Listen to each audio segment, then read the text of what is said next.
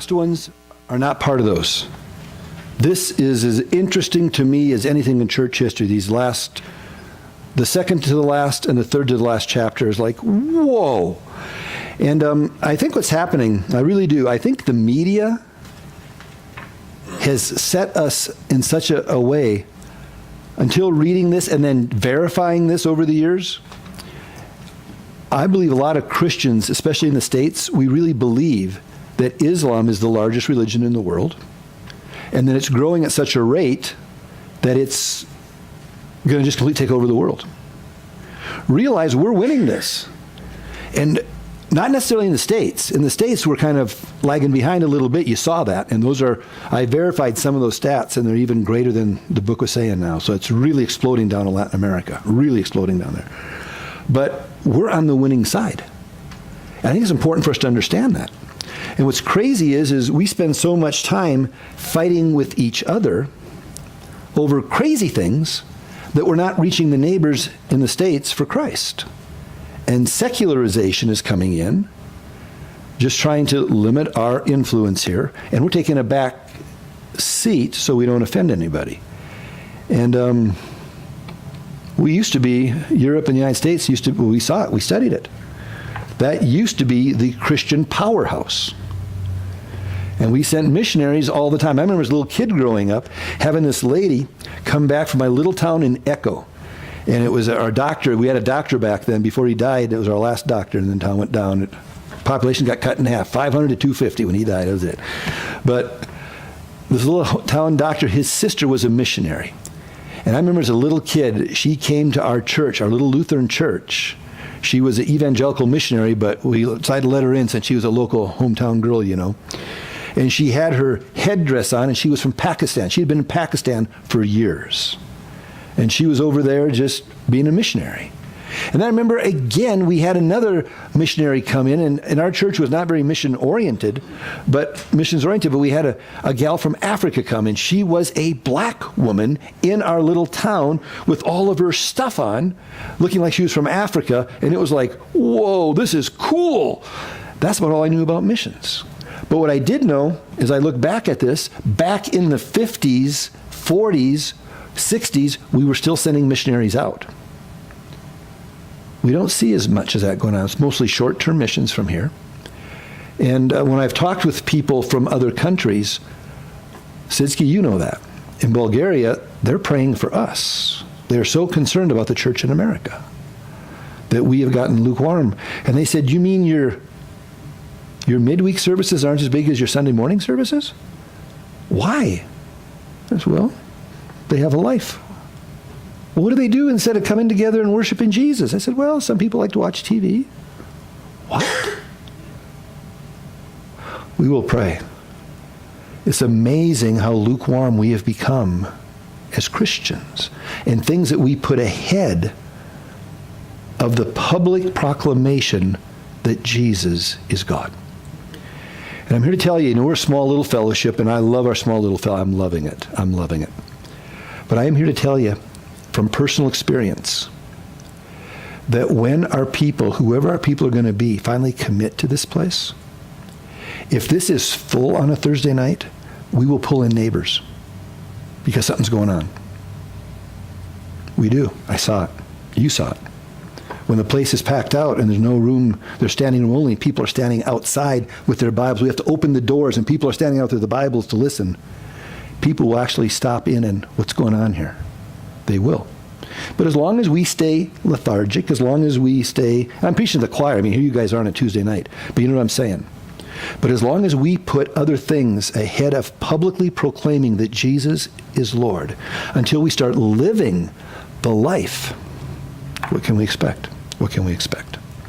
One of the things the book mentioned to me that was just mind-boggling was the individualization that we have here in America. And I think that's a new chapter by the guy that came up with this. I don't remember reading that before, and I read it. It was like, whoa, this makes so much sense. That we believe that everybody should have their own phone, everybody should have their own car, everybody should have their own room. And that's an American thing. That's just what we are. And it talked about the MegaChurches. Now, A megachurch is defined, it was defined in the past, any church over 1,000 people. That was a megachurch. And that was back in the 80s, 90s, and early 2000s. And the church that we had up in Santa Fe was a megachurch. So it was a small megachurch, but it still made that classification. And one of the things, as I was reading that, I go, oh my goodness, that's exactly true. I can't speak to the big churches in town. I can speak to the church I pastored.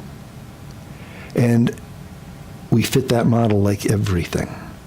But the individualization is the key to the big church.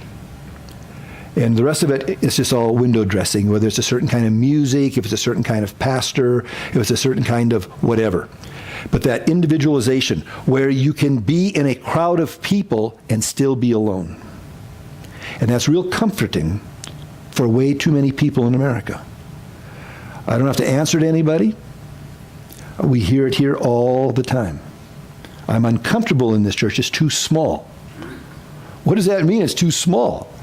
That means you know me too well. I'm just saying. In Santa Fe, except for a few of you, I knew you guys because I knew where you sat right there on that side right there, right up front. I knew where the Goldens were. I knew where Mark would be. I knew where Tony was going to be. In every service, I knew there were certain people that were going to be up front. But apart from that, if people were there or not, I didn't know. Didn't know. Nobody knew. Multiple services, you can just come and go as you want. No one's going to know. If you're living with someone, who's going to know? Who's going to know? If you guys ever decide, and if you're still together 5 years from now, and Sarah's a sophomore in college, and you'd be, 26, whatever you are, all of a sudden, it's going to be like normal as can be for everybody. There's going to be just normal. Even now, it's getting way too normal for me, but it's going to be more normal when you guys are there. And if all of a sudden you decide to move in together, let's just move in together. Do you think this body's going to stand for that? No. Not a chance in the world, none. So if you're going to move in together, what you want to do is leave the church first, go to a big church where nobody knows you. Then move in together, and nobody's going to know. So just keep that in the back of your head. If you want to go into sin, get out of here, because we're going to call you on it, because we love you way too much to let you throw your life away. So just know that. But that's one of the advantages of the big church. You don't have to be accountable to anybody. You can just do your thing. The individualization. You're part of a big movement, but nobody knows you. And it's easy to get lost. It's really nice that way. The problem is, you know the problem. We're people. That's the problem. So, as we look at Christians today, they do all these surveys, and I can definitely guarantee you this. It says Christians today are less knowledgeable about the Word of God and about the history of the church than ever in the past 2,000 years, which is really sad. Because you go to the Middle Ages, they didn't even have the Word of God. But they had it memorized, and they were told what to believe. At least they knew that. But we have Christians today, and I am not exaggerating this. I am not exaggerating this. I had I guess she'd have been a cousin, but it was like my grandma's cousin, whatever that is to me. I don't know what that is. She'd given her entire life to serving the church. Her entire life. She took a vow of celibacy and gave her entire life to serving the church. And she'd retired. And it was a big thing. She was coming to the farm. It was a big thing. I was there. At this time I was in Echo, so I was like 21 or 22 years old. I was a new Christian, and when I first got saved, the first maybe 3 years, I burned kind of hot. And it was kind of like crazy hot, a little too hot. I just burned people a lot. And I'm out at the farm with my grandma, and I'm telling her about Jesus, and she's saying, you remind me a lot of my grandpa and all this, we're covering all that stuff. And she's so excited because Agnes is coming, and this is going to be a big deal. So I'm helping her scrub the floors. I'm helping her dust all the pictures. She has pictures of all the family all over the place. She's dusting all those, and we're getting the house just perfect because she is coming for dinner. This is going to be big, real big. And here she comes. She came and sat down, and I had a chance to talk. I've heard of her all my life. I'd never met her. She was in Milwaukee, in a convent in Milwaukee. And here she was.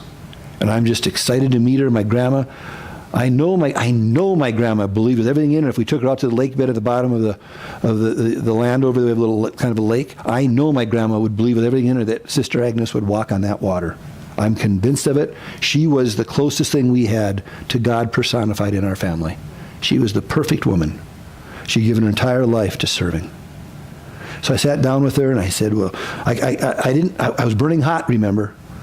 I couldn't call her sister anymore than I can call somebody else father. I couldn't do it. So I just said, well, ma'am, tell me what you did your entire life serving. She says, I made the host.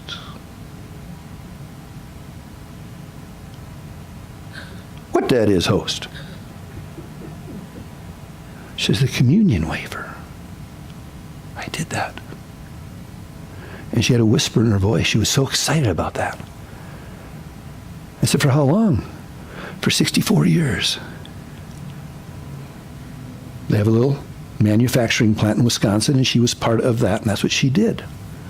And she was so, my grandma heard that, and my grandma her eyes just raised, oh, and I'm like, that's what you did with your life?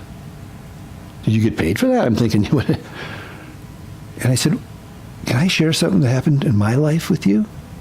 Sure, they call me Conrad there. Sure, Conrad. So I'd come, I was burning hot, I had a bunch of Bibles with me. So I came and said, here, open up to John chapter 3. I'm not exaggerating this. I don't know where that is. My heart just fell.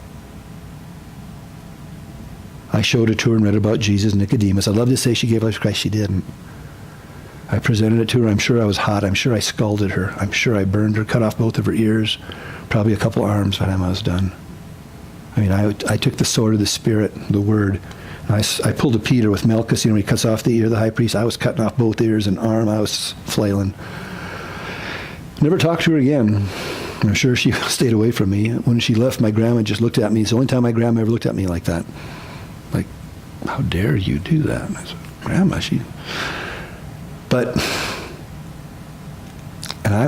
that's just one example. I'm not going to do this to you. Earlier, I would have done this years ago. I would tell you, pull out the Bibles in front of you and turn to the book of Hezekiah. I want to read a passage. You turn to Hezekiah chapter 4, and I'll just sit here and let you try and find Hezekiah. It's not even in the Bible. Most Christians don't know that. And you see people looking for Hezekiah. That's an embarrassment.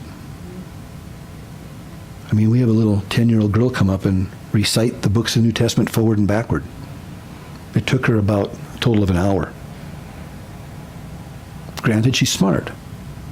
But as adults, we should be able to do that within 50 hours. Memorize the books of the New Testament. Yeah, it's amazing how many of us can't. How many of us can't recite the books of the Old Testament? We just don't.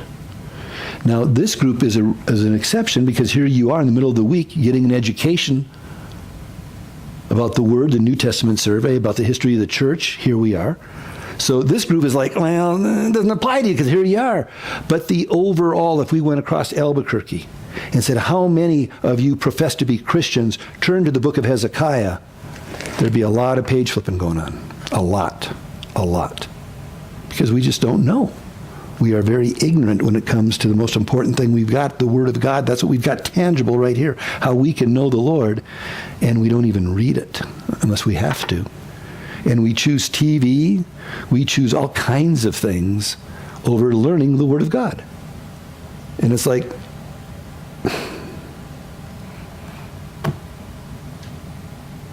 now I don't want to brag on Bulgaria because as you read this, it thrilled me because I look at Europe. Europe's in worse shape than we are. So it thrills me that God put that on my heart and gave me that opportunity. If we're going to do missions, at least to go to a place where there's a real need. I mean, to do missions in Latin America right now, they're going to look at, what are you guys doing here? And go back home and reach your people. And goes, yeah, you guys come up and reach us, please. I mean, Latin America is just teeming. I have a friend down there, Carlos Casco. And I keep getting correspondence from him all the time, what's going on. It's unbelievable what's going on in South America, in Ecuador, Colombia, Peru, Brazil. He's going all over the place. He says hundreds of people want to know inductive Bible teaching methods because they're going back home and they start a Bible study and they have 400 people in their Bible study. And they start like that 300, it's all over the place. He says, I can't keep up. I keep having these seminars and they just... That's what's going on. So don't buy the media that says, oh, Islam's taking over the world. They're not. It's a cult, man. It's a false religion. It's a bunch of baloney. Make sure that's recorded. I mean, to be afraid of a bunch of idiots? Are you serious? Are you serious? They need Jesus. The radical Islam, just an excuse to be a thug. Islam's a loving religion? No, it's not. Read the Quran. Just read it. The Quran says kill you. That's not love. That's not love. The Quran says kill if they don't believe. Christianity says die to yourself. There's the difference. So don't be intimidated by these guys. Don't be afraid of these guys. We're winning this thing. Not so much here, because I believe we've been brainwashed. Now, I'd forgotten about the Jimmy Carter thing in there. How many of you saw that? I'm going to be honest with you. I voted for him back in 76, 78, whenever it was. 76, 78, 80, 76? No, 72, 76, and 80. 76 and 80. So I voted for him, and I voted him for one reason. The only reason I voted, he was a peanut farmer. No, because he was a Christian. I wanted a Christian leader. I was a die-hard Republican, and I got in that booth and I said, okay, my choice is, remember I was burning hot, am I going to be a Christian in here, or am I going to be a Republican in here? And I voted Democrat. Couldn't believe it. I did it, didn't tell anybody. Just did it. And I'm going to be honest, back then I was young, I didn't pay much attention to politics. I really didn't. I was studying, and I was just in school, and I was young. I didn't pay much attention to politics. As time went on, I let the media form my opinion of him. Reagan, I loved Reagan. Are you kidding me? I thought he was the bomb. Bush Sr., a lot. He was awesome. Bill Clinton, not so much. W., I didn't like what he did in South Carolina to McCain. I was a McCain guy by then. But I still liked him. He was a Christian. Republican Christian in the White House. This is pretty good. I did not like the way the media pictured him. I didn't like the way the media made him look like a buffoon, scrutinizing everything he did. And if he made a misstep or if he stammered, they'd make jokes out of it.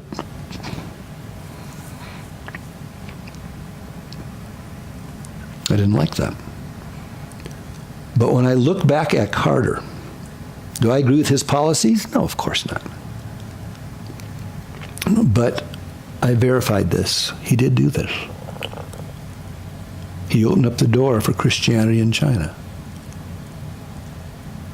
That's pretty good right there. He attempted a Middle East peace agreement, Camp David with Egypt and Israel, and he got it signed. And then, how long it's going to last, who knows? But he was trying. So now I look at the mess we're in now. I don't want to be political, man. I want to be a Christian. And I look at Christianity going crazy in Latin America, Christianity going crazy in Africa, Christianity going crazy in Asia. And I look here and more people are more excited about being a Republican or a Democrat than they are about being a Christian. And I don't know what to say about that other than God help us, man. God help us. Well, the 60s hit. Some of us were around there, and I wasn't paying attention to it. But from the 60s on, remember the book starts talking, and it's accurate. The major denominations started to go down a little bit, started to decline. Membership started going down, just started to decline. But interestingly enough, the Evangelical Movement took off. And the Charismatic Movement, the Pentecostal Movement, the fundamentalist movement, the evangelical movement, they start going. And the denominational churches start stagnating. I'm one of the products of that. I left a denomination in the 70s and ended up in an evangelical movement. Any of you here grow up in some kind of a denomination besides me? So we have some denomination, and here we come over here. It just happens. And that's what's happened in our country. So the evangelical movement continued to go on. In the face of all this, interestingly, well, first off, we should mention evangelicals grew. The Roman Catholic Church grew as well. Do you remember why the Roman Catholic Church grew? Remember what it said? The influx of the Latino movement. The Latino population grew. They came up from Mexico and Latin America. They came in, and Catholicism grew as a result of that. So there was a big growth in the Roman Catholic Church as well. So evangelicals and Roman Catholicism grew. Well, as this started to happen, the evangelical movement, and it's crazy talking about this because you remember this. You guys, we were part of it. We lived during this time. And it's fun for me to read it because I was a Christian during this time now. I got saved in 75, and a lot of stuff they're talking about, I remember that. I remember that. I was part of that. That's cool. But it talks about some of the things that the evangelical movement did, and it caused it to grow and to become a greater part of the culture. So one of the first things that happened, remember Hal Lindsey when he was big? How many of you remember that when he came out? Yeah, see, the older, we remember that. Hal Lindsey, that was a big thing, the late great planet Earth and all these different things that he came up with. It was like, whoa, that was hot stuff. But all of a sudden there was this stuff talking about end times. And with that, there was an excitement in the evangelical movement, and people started setting dates that he's coming. I remember 1988 was going to be a date. The Feast of Trumpets in 88, if I remember, I could be wrong, but I thought it was like September 7th, I think, but I could be wrong on that date. It was around there. But I remember when it happened because I was living in Albuquerque and driving to Santa Fe. I was working here and going up there, going back and forth and all that, and it was like, whoa, I remember when that happened. And I remember leaving Santa Fe and looking up because they were saying this was the day. And I wasn't teaching that, and I was just going, but what if it is? I remember driving and seeing these cloud banks and going, wow. I kept looking because that'd be perfect. And you're just kind of waiting. And it's like, man, I'm not going to swear. I'm going to take every thought captive because Jesus could be coming seriously in the next 5 seconds. And that's where I got my 5-second thing. And nothing happened. And it was interesting because shortly thereafter I realized I wasn't living or thinking that way anymore. So then we started teaching as we got into Revelation, that's how we should be living our life, that the Lord could be coming back. Because end-time theology, eschatology, gets us to live in a way looking for the coming of Jesus. Living in a way, it cleans us up. Could you imagine? I think of the couples even now that are just playing with sin. So many. It used to be years ago that the men were the aggressors and the women were the non-aggressors. And Sid and I would go around and around because he had sons and I had a daughter. And he'd say, it's the girls, I say it's the guys. And we're dads just talking back and forth. And now that I've been in ministry a long time and talked to a lot of folks, I think it's both. I think it has nothing to do with being a male or female anymore. It just happens to be, are you walking with the Lord or not? And if you're not walking with the Lord, you're going to get physical and sexual. That's just what it's going to be. And if you are, you still might.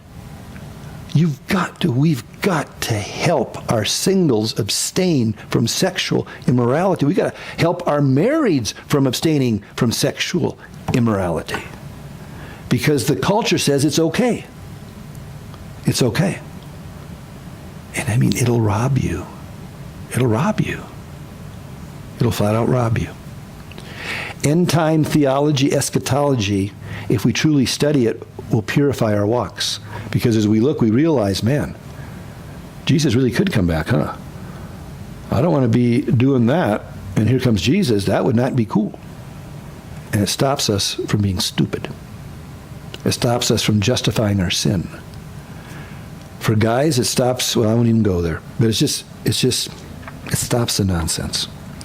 So, end times is one of the things that the evangelical movement brought onto the forefront.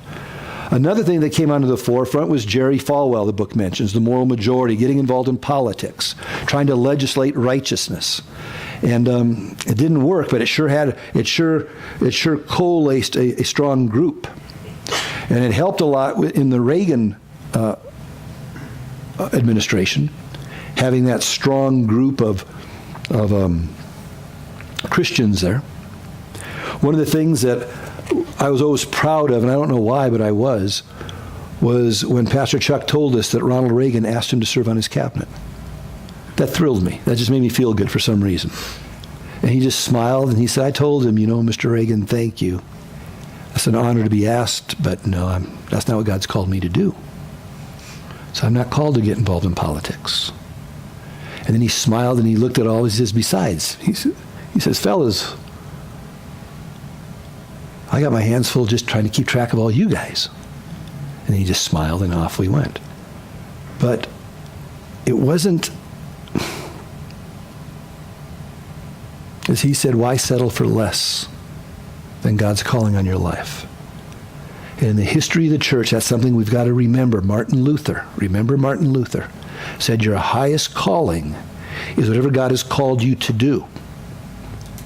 Whether in clergy or in laity, it makes no difference. If God has called me to be a shoe salesman and I stop selling shoes to be a pastor, I have just settled for less. The highest calling is what God has called us to do. That's the highest calling. Well, Falwell did all this, and he was a great organizer, and the moral majority showed up. And it was a strong voting bloc, and there were some things, but as we look back at it, that's what it was. The third thing that took place was the formation of user-friendly churches, the user-friendly church movement.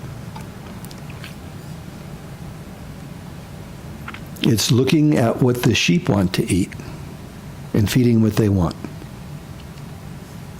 Reminds me a lot when I see families take their children out and say, well, what do you want to eat? And, well, I want a sundae and a piece of pie and a piece of cake. Okay. And they come home and what do you want to eat? Well, I'd like a hot dog and 2 sundaes. Okay.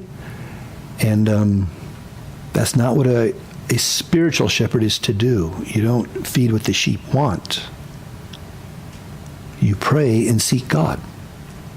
One of the dangers is looking at a body and saying, man, there's a lot of folks here that are struggling in their marriages. We better teach from the pulpit on marriages. Oh man, there's a lot of people that are dealing with gossip. We better teach on gossip. Do you realize that if a pastor does that, you are no longer allowing God to lead the fellowship? You are now allowing Satan to lead the fellowship? You have given the reins to Satan. Do you see why? If I'm going to respond to the needs of the body, then what I'm going to do is I'm going to wait until Satan stirs up. And he'll stir up in marriage. Oh, okay, marriage. He'll stir up children. Oh, children. Gossip. I'm responding to the wrong leading. The important thing is not to be a user-friendly church, but to be a follower of Jesus' church and seek the Lord. And as Paul said, present the whole counsel of God on a regular basis. Now, if people don't come, they're not going to get the full counsel of God, as simple as that. So I want to encourage you. It's not that we have to have people here. We're doing fine. People need to be here. And I am convinced the enemy will do whatever he can to keep you from here. He'll use me to offend you. He'll put thoughts in your mind, well, this is crazy. I'm getting too involved in this. And I don't want to puff these folks up, but Sid and Lois, tell me, Siski, tell me, when you were in Santa Fe, 15 years up there with us, 14 years, whatever it was? What in the world, you had 4 boys, you're working in town, you lived about, 15 minutes outside of town in El Dorado? Yeah. Nice and loud so they can hear you. 20 minutes, yeah. And how often were you at a church service? Every time. If you weren't here, it was because you were either really sick or you were on vacation. Yeah. That's just what it was. And they'd come with 4 boys on school nights. There they were. If not, Sid would be there for sure to get fed and go back and tell his family. And that was typical. And I don't see that here, and I don't know why. But I find excuses. I see the men making excuses for not coming. And I talk to them, and it's like, Wow, really? Tom, tell me about you. What do you want to know? I want you to tell nice and loud about your commitment to Christ and then your commitment to fellowship and what has happened in your life since you finally did what you, well, whatever. Loud. What I can tell you is that... Louder. What I can tell you is that before I would go to church once a week, if that, I didn't grow very much. And once I started coming regularly, at least twice a week, if not all 3 services, my growth was exponential. It's incredible how much growth you just show up. And now you're in the class. What are you doing tomorrow morning at 6? I'll be here in prayer. What are you doing Saturday morning at 6? I should be at the class. You got to calm yourself, man. This guy, how long does it take you to drive here from home? 35 to 40 minutes. 40 minutes out. Have you grown since you just committed to fellowship? Immensely. I know, I see it. It's amazing. I've seen the Goldens grow immensely. I've seen you grow immensely. I've seen probably 500 people grow immensely. And all I can tell you guys is just do that. Just do it. Just commit. There's always going to be excuses. We don't need you here, but you need to be exposed to the Word of God. You've got to. And I'm here to tell you there's no football game, there's no baseball game, there's no basketball game that's going to make any difference on Judgment Day. There's going to be no anything that when you're on your deathbed say, man, I wish I would have done more of that and not gone to church so much. I'm not saying don't do it, but don't substitute one for the other. Make a commitment to grow. Just grow. Watch what will happen. Have you seen it in your own life, Rachel? You're showing up way too much lately again. Sandy, you're here all the time. What do you think? Have you grown? A little bit. So Sandy goes a little bit. Tito, have you grown? Yeah. It just happens. Has nothing to do with me. Has everything to do with the Word of God. Just, I can't stress that enough to you. I just can't stress it enough to you. Yes? More importantly, my kids have grown from my group. Isn't that sweet? That's, Isn't that sweet? and they're adults. It's sweet to see, man. So, yeah, that's awesome. You brought the boys a lot to church, Sid. A lot. I tried to bring my daughter to church a lot. The older she got, I required her to go. Evening services, I would hear, well, she's going to be tired for school tomorrow. Yeah, she is. Come on. She was never tired for school. It was just crazy. We go home, she go to bed, and it was good. No big deal. It's an excuse. I'm here to tell you it's an excuse. It's been real sweet because I talked to Christy today. And now she's 33. She's 32 and a half, going to be 33. She's still involved in church. That's just part of her life. Train up a child in the way they should go. When they're old, they won't depart from it. If we tell our children, you've got school tomorrow, you can't go to church, you're saying your public education is more important than your knowledge of Jesus. That's what you're telling them. You're just telling them that. Right up front. Don't do that. Don't do that. Our nation has gone down the tubes as far as Christianity goes because a whole generation of us have compromised our faith with things of the world, with secularization, with entertainment, or with, we call it family time. Yeah, we need family time. We need to sit together and just watch TV, have some family time. What are we telling our kids? Man, I want to encourage you guys.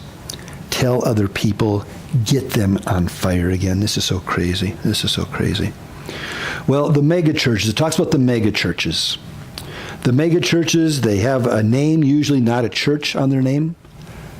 So we put church on our name because we're not a megachurch. But we call it a church, washed by the word church. We're not a community. We're not a chapel. We're a church. That's what we are. Typically in the mega churches, they have modern music. And now, everything I'm hearing, I just heard it again last week, Thursday night, not even Thursday night after church. I heard it again, that the bigger churches now are really getting into some really awesome concerts. Really good musicians, really good music, great light shows, a lot of smoke, a lot of wonderful, wonderful concerts. And that's typical of the mega churches. They have those. It's awesome. Charismatic teachers. People with a winsome personality. And affluence. Bigger is better. First class. I remember being involved in a very big church where for the lights, the lighting in their sanctuary, just the lighting, the light bulbs was over $100,000. Affluence. That's part of the mega church. We had a small mega church. Our budget was, with the schools, right around $2 million a year. It's so easy to project affluence. So the mega churches. At the end of that chapter, remember, talked about the small churches. They said it's coming up, and I pray to God that we stay like that. I'm not saying size-wise, but that we don't lose the vision of what we started with. They said where it's a community. You heard that mentioned if you hear on Easter. We talked about the community of a small fellowship. But so important, the community, that's so key. A community where the funds are not going for $100,000 in light bulbs, but that money that comes out can go for other things, whether it's working and meeting needs in the body, supporting a little missions group here in town, the Friends of the Fatherless type of thing. Whatever it is, helping a church in Bulgaria, whatever, just helping people. So we want to look at that and stress the importance of a born-again experience in a loving community. Hence we say, come in, receive the love of God, and feed on His Word. That's where that comes from. Community and Bible study. That's what we want this to be. And we go from there. So it was interesting when it talked about, again, is just a way of quickly summarizing this. It was interesting when it talked about the churches below the equator and the nations below the equator, and how Christianity has grown so much into what used to be our mission fields. Now they are the strong, and Europe, their origin of missions, is the weakest. We came right behind them, and we're slowly going down in our Christian influence worldwide. And these churches are going gangbusters. So it's just interesting how that's happening. But just remember, Christianity is still winning. It's winning. Our media, I don't know if you saw, Mississippi came out, the governor signed a bill today that really removed the rights, so the perceived rights of the homosexual communities. And they signed a bill that said businesses have the right to choose who they serve if it's based on a religious conviction. Signed it off, and oh man, major companies, major corporations in the States are coming out hard on Mississippi now. Big ones. Car companies, entertainment companies. Big ones are just coming down and slamming. And it was awesome to hear this governor stand up. He's got to be a born-again Christian. He's got to be. But he just stood up and he said, yeah, most of the people in Mississippi thought that's what we should do. That's what I thought we should do. So I signed it. Now it's law. Walked away. That was it. Nice. But he had the backbone to stand up on what's right. What's right. And as Christians, someone's going to have to do it. Someone's going to have to do it. You saw in the book, it said it's just a matter of time before pastors will probably be arrested for hate speech crimes. That's going to happen. It's going to happen. We've been saying that for, 20 years. And the question's not going to be when that does happen. And I'm going to be somewhere, probably out there in the west side, I suppose. And I hope you come and see me. But if you do, if you come up and say, why are you in here? You know my answer. Why aren't you? Why aren't you in here with me? Let's just stand for Christ. That's what we got. We stand for Christ. But we got to stand for Christ. So these last chapters are just fun chapters. They're fun chapters. It thrilled me that our missions is involved in Europe. It thrilled me that we're in a little storefront and we're pretty flexible. It thrilled me we don't have a huge budget. It thrilled me that there's a community of love here. It thrills me when I see your commitment. It thrills me that we're a little family. I'm just all excited reading about it, just all excited. It was cool. It was just cool. So the history of the church, it's interesting for sure. And it's not very pretty for the most part. And we are a mess. I'd like to brag this is the best church ever. No, we're just a group of people that love Jesus, and we've got so many weird folks in here. And I'm the weirdest of the bunch. We're just weird. But we really need to get serious with our walk with Jesus. This is crazy. It's crazy what we're doing. And we just need to get serious. But at any rate, there we are. Thank you guys for just your commitment to learn. We're going to be done now here next week. Please come next week. We have a little graduation thing. And I thought we'd have a little something. I don't know what. Some kind of a little something. A little gathering afterward. The New Testament folks are going to come at 6. We're going to go through their church history final. We're going to go through it and kind of grade it. Not church history, the New Testament survey final. We're going to grade it and do all that at 6. We'll be done about 7. Then at 7:30, we're going to do the same thing with the church history final over there. We'll go through it very quickly, get it all done. Then we'll have everybody come in here and do a little joint graduation thing. And then that won't last long. It's going to be very brief. But I want to just do it up here, bring you up front and talk a little bit and have you talk a little bit and just make it sweet. And then I thought we might go next door to Jerry's place and just have something. I don't know what. Something. Yeah, bring stuff. Just bring stuff, and we'll just eat, and we're going to eat that night. So just bring stuff. So we're going to just have a little bit of a just celebration. Now, next year, so you all know, I've had folks ask, next year I would strongly encourage those of you, if you've done New Testament, I would strongly encourage you, next year we're going to do Old Testament survey. And Old Testament survey is an amazing course, guys, when you realize that the New Testament was written to people who knew the Old Testament for the most part. So when you know the Old Testament, the New Testament just makes sense. So the Old Testament survey is going to be pretty stinking sweet. It's going to be in the fall. I don't have the starting date yet, but it'll be in the fall of the year, yes. Now, we're going to offer, Lord willing, New Testament survey. So if you have friends, you know people that want to take New Testament survey, we're going to offer that. I'm not going to teach it, but I've got someone studying it now, and he'll be teaching it. I'm hoping to have someone do church history. I've put it forth to the person. I'm just waiting for confirmation on it. So, but I think I have a church history instructor, I think. Years of teaching experience, and I think it'd be real good. And then I will go ahead and do the Old Testament survey. Now, if it doesn't work, then I'll be doing church history and New Testament as well, and whoo, it's going to be sweet. But we're going to see how it goes. But we're going to offer those 3. And then the next year, Lord willing, we're going to offer them again with a theology course. But the theology course, to get into theology, you're going to have to show me that you know New Testament and Old Testament. It doesn't necessarily mean you have to take the courses, but you have to show me that you know it. So I got to make sure you know it, because otherwise theology is going to be like, whoa. So we're going to hit those 4 courses. That's the goal. Once we get to those 4, that year is when, hopefully, Lord willing, if this works, we will be able to fulfill, I believe, the vision that God gave Tom when we started all this. Thank you very much. And that is that by that time we'll be able to open it up. And actually open it up to people from all over Albuquerque.